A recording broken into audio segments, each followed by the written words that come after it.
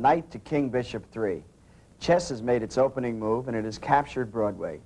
This Chess is a musical, a romance played out against a backdrop of international intrigue and espionage.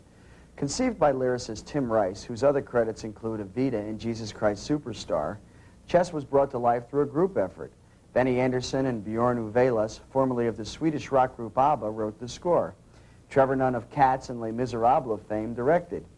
Like Evita and Jesus Christ Superstar, Chess actually originated as a record album.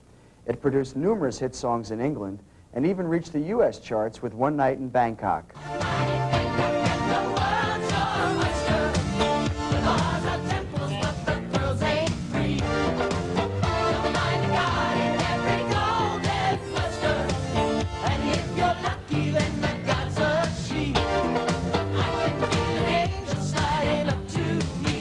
Bangkok is the location of an international chess championship where Freddie Trumper, a cocky American chess genius, challenges the Russian Anatoly Sergeyevsky for the title. But these two men are facing off over more than a chess match. They're also battling over Florence, Freddie's chess second, played by Judy Kuhn.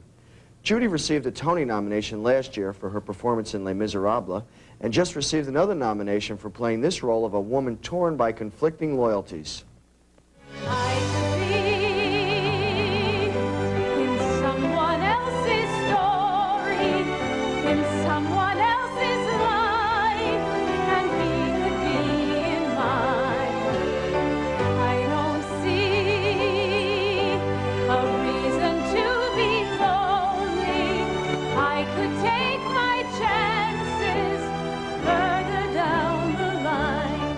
The character, I think she's very strong, but I think she's also very vulnerable, which is what's so interesting about her to me, is that she can really hold her own in these situations. She's very quick-witted. She usually can have the last word. And yet she's also, in certain ways, doesn't have control and is struggling to get that control of her life. So it's an interesting sort of combination. Anatoly falls in love with Florence and defects to the United States to be with her, abandoning his country and his wife. Florence also defects, in a sense, leaving Freddie to become Anatoly's chess second as well as his lover. With someone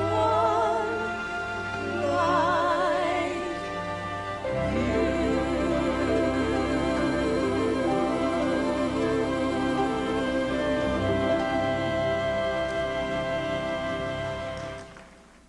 The action moves to Budapest, where the chess championship continues. But now the Soviets begin a game of their own. They try to force Anatoly to return, first by threatening his relatives in Russia, and finally by confronting the couple with Anatoly's estranged wife. Amidst the whirlwind of international espionage, in which both the Soviets and Americans manipulate the players for purely selfish ends, Florence and Anatoly cling to each other, slowly realizing that they are merely pawns in another man's game. Oh, it happens all the time. What we read about and what we don't hear about. People whose lives are torn apart by politics and can't get together because of passports, immigration papers, you know, whatever it is that man has decided to put upon himself to control, you know, another set of men. So I don't think it's too far-fetched, this at all. David Carroll received a Tony nomination for his portrayal of Anatoly, a man caught in a tug-of-war between East and West. I'm one of those crazy actors that likes to do it. You know, I like to make a living like anybody else, but I really do like the work when it's worth something. When you do see an audience on their feet at the end of a show and the women and the men are, you know, clutching handkerchiefs and just being very happy. They've had some kind of emotional response to the work that you're doing on the stage, and that's where it all is. The Tony nomination is you know, really the icing, the very thick icing on a, you know, wonderful cake. In an equally demanding role, Philip Casnoff brings energy and depth to Freddie, the American chess champ. Philip is best known for his starring role as the villain in the ABC miniseries North and South. But since the beginning of his career, he has fought hard to avoid being typecast. I got the Broadway show of Grease, one of the replacements, and I kept thinking, this is just a gas, and this is what you know, I don't know what I'm going to do. This is just a way to make some money right now. And people said, oh, you're a musical comedy actor, and I went, oh, I get it. I get it. So I didn't do a musical for 3 years. I got a job with the theater company called the Dodger Theater Company down in Brooklyn with Des McAnuff, who was, directed Walk in the Woods on Broadway. And I did 4 or 5 plays with him, and then nobody knew I could sing, so I wanted to sing again. And, and then they said, and then at one point I auditioned for some Shakespeare, and they said, well, you never did Shakespeare before. And I said, well, I never did a musical comedy before I did a musical comedy. I never did a straight play before. I mean, it was just one after another. You had to break down the barrier some ways, and it's like you just had to knock your head against the wall. Philip won a Theatre World Award for his dramatic portrayal of Freddie in Chess. He plays a self-confident man at the pinnacle of his career, who, as we learn, was driven to success by traumatic rejections he suffered as a child. I remember reading the article about Ivan Lendl that was in Sports Illustrated, where about his parents and the way they trained him and the way they treated him, and it was a very cold upbringing. And I think there was some of that in this character's upbringing.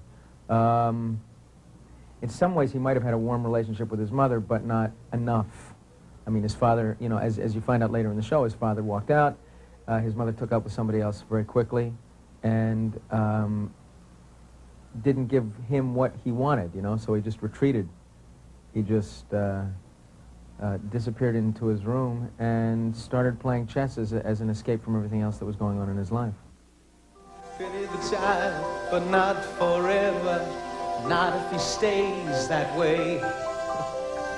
He can get all he ever wanted if he's prepared to pay. Pretty said the family's brother, what she lost when she let me go. Now what does she know? The score in Chess is extremely diverse, ranging in style from pop to rock to classical. This is, in fact, the second version of the score. It was reworked extensively along with the sets and storyline when the play was transferred from London to New York. Marcia Mitzman, who plays Anatoly's Russian wife, describes the differences between the two shows. I'd seen it in London, and although I liked it in London for what it was, I like this show better. I like this version better. It's a more human version, and I think it's more touching. London was more of a spectacle and more of an extravaganza. London was more akin to a Starlight Express, and our version of it is more akin to Les Mis. It's a tragic human story about people and love as opposed to the glitz surrounding it. One thing that the London and New York versions have in common is that they both received poor critical response, yet both have been tremendously popular with audiences. Since opening on Broadway, Chess has been selling out and must be classified as one of the biggest hits of the season. I personally think the reviewers missed the point totally. I think they were coming into Chess wanting it to be, I use capital letters, about something. And they missed the romance. They missed the love story. The love story set against international politics with a small p. I don't think we were trying to hit anybody over the head with anything that we don't already know. So the reviews, I think, reflected that. To see 1,500 people on their feet cheering after every show and then have a handful of people come and say, gee, we didn't like this and we didn't like this, and I don't know, it was very hurtful. I thought it deserved better than that, but it doesn't seem to matter that much because people still come and still love it. The enthusiastic audience response is an indication that Chess goes beyond simple entertainment and deeply moves those who see it. The story of love foiled and lives ruined by political maneuvering clearly strikes a deep chord.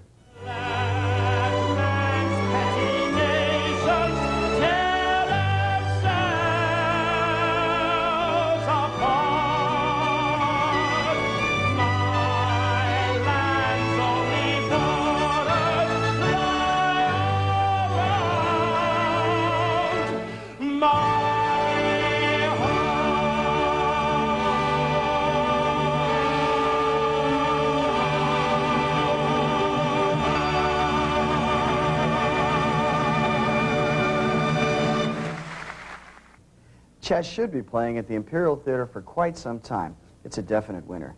Checkmate. And we'll be right back with a star-studded benefit performance for the Manhattan Theater Club.